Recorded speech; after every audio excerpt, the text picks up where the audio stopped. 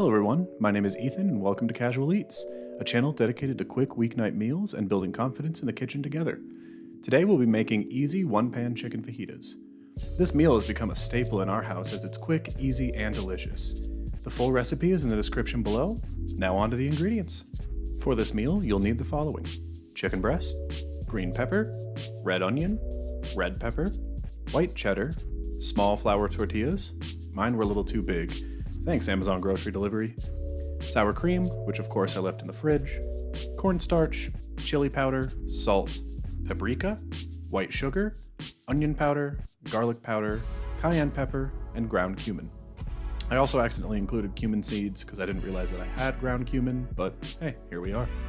And now, on to prepping the ingredients. This is the easiest way I've found for quickly cutting peppers. I find it's easiest to cut the sides off of the peppers and leave the core in place. This way you take most of the seeds with you. I also like to keep a paper towel under the peppers as I trim them to catch the seeds and make cleanup much easier. Once the sides of the peppers are off, slice them into nice thin strips. I cut the first set of strips in half, but decided against this for the rest.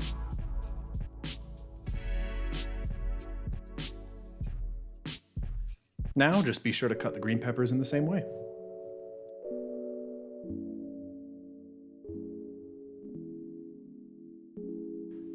Now onto the onions. I also like to keep a paper towel under the onions to catch any of the onion paper and keep my cutting board nice and clean.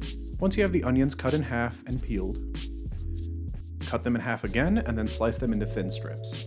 I cut the strips down as well to make them a little closer to bite-sized.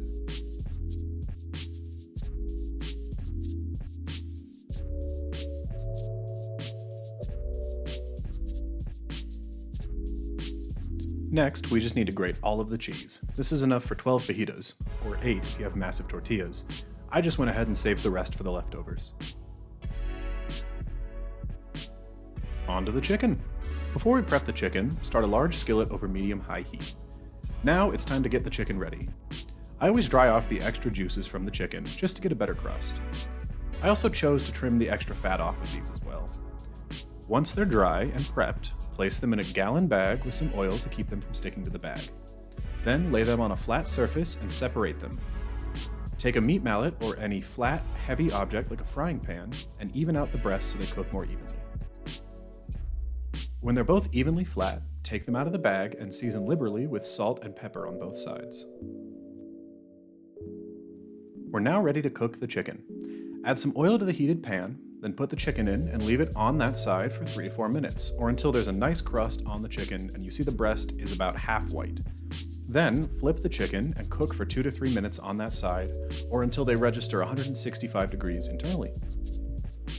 When the chicken is up to temp, pull it from the pan and add a little bit more oil. Then add the veggies and stir to coat with the oil and pick up some of the extra seasoning from the chicken that was left in the pan. While the vegetables cook, add all of the seasonings to a bowl, or a measuring cup in my case.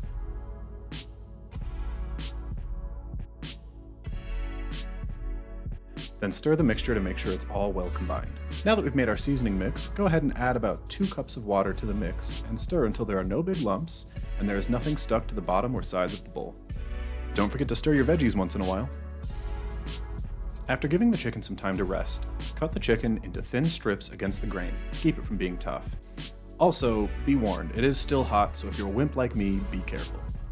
Then, cut the longer strips in half to make them a bit more bite-sized.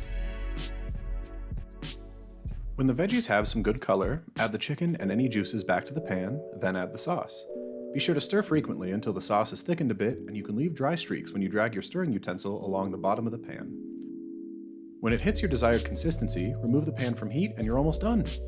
Now we're on to plating and close to enjoying. Lay out 3 or 2 larger tortillas on your plate and spread out a small amount of sour cream on each tortilla. Then lay a nice bed of cheese. Next, take some of your fajitas from the pan and place them on the cheesy, sour creamy tortillas. I use tongs for this as it's a bit easier to get a good amount of chicken and veggies on each. Finally, I added a bit of hot sauce as my wife doesn't like spice as much as I do. If everyone in your family likes heat, feel free to add a bit more cayenne to your seasoning mix. Here is the final product of all your hard work. These are truly delicious and pretty darn filling. This meal makes plenty for 4 people for dinner, or enough for 2 people to have dinner, then lunch the next day. Thank you so much for watching. I really urge you to make this meal and let me know what you think in the comment section below. And until the next weeknight meal, I'm Ethan with Casual Eats. Be sure to keep on cooking.